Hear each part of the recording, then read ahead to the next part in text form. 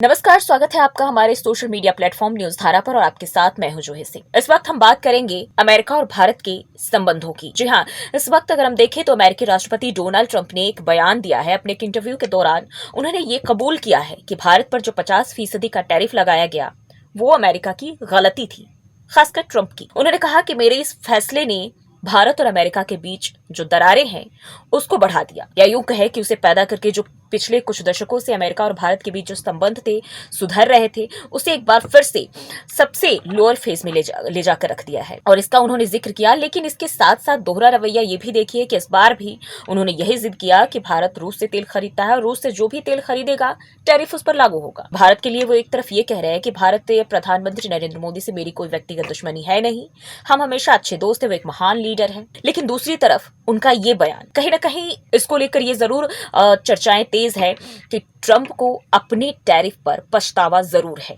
क्योंकि ट्रंप के लिए इतना कबूल करना भी बहुत बड़ी बात है।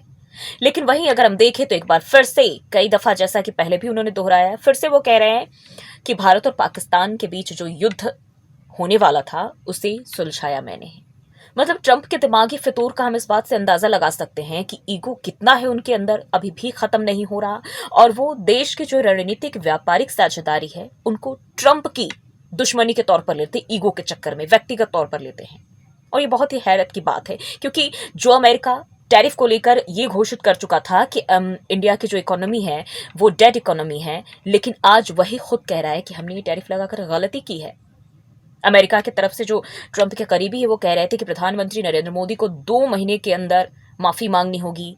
रूस से तेल खरीदने का जो दबाव था कहीं ना कहीं उसको लेकर कह रहे थे कि ना घिसड़ के आएंगे और माफी मांग लेंगे। हालांकि ऐसा हुआ नहीं। प्रधानमंत्री नरेंद्र मोदी ने साफ तौर पर कह दिया कि मैं अपने किसानों से, अपने मजदूरों से, देश के किसी भी तरह के समझौते नहीं करूंगा। जिसमें अगर हम देखें तो जो भारतीय किसान है, जो खुद प्रधानमंत्री नरेंद्र मोदी के खिलाफ थे, कहीं ना कहीं उनका भी समर्थन मिला।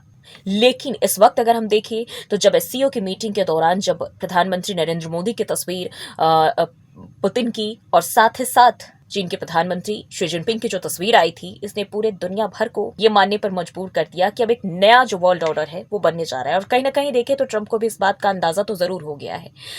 ट्रुथ सोशल पर उन्होंने इन तीनों की तस्वीर भी साझा किए थे और कहा था कि उम्मीद करते हैं कि इनके रिश्ते आगे तक जाए। और अब लगातार इस तरह की जो बयानबाजी है, अब इसको लेकर कह रहे हैं लोग कि भाई ये कहीं ना कहीं नरमी के संकेत है। लेकिन हम ये भी नहीं कह सकते कि अमेरिका पर विलेप किया जा सकता है, क्योंकि अमेरिका वही है जो 2 मिनट में अपना पाला बदल लेता है। अगर हम देखें तो शुरुआत से लेकर अभी तक हमेशा वो पाकिस्तान को ऊपर रखता आया है, भारत को नहीं। तो अगर हमारा चीन दोस्त नहीं है तो अमेरिका भी हमारा इतना सगा है नहीं।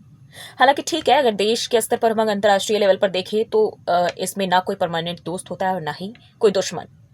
लेकिन इस वक्त जो आरआईसी बनता हुआ नजर आ रहा है ट्राइका की, अगर हम बात करें तो कहीं ना कहीं ट्रंप को इस बात का खतरा जरूर है कि मेरी जो छवि है, मेरा जो गुरूर है वो टूट सकता है अगर ये तीनों एक हो गए तो। और हर तरफ इसी बात की चर्चा है कि जो चाइना भारत के इतने समय से इनके बीच जो रिश्ते खराब थे, ट्रंप के एक कदम ने, उसकी एक जिद ने भारत और चीन को एक मंच पर लाकर खड़ा कर दिया। अब इसको लेकर कई सारी चीजें हैं, लेकिन अब जो ट्रंप ने बयान दिया है, क्या वो वाकई में एक बार फिर से अमेरिका और भारत के बीच रिश्ते सुधर सकते हैं, या फिर डोनाल्ड ट्रंप जो 50% टैरिफ का ऐलान कर चुके हैं भारत को लेके, वो वापस लेंगे या उसमें कुछ कटौती करेंगे, या फिर क्या भारत को रशिया से तेल खरीदना बंद करने को मजबूर होना पड़ेगा।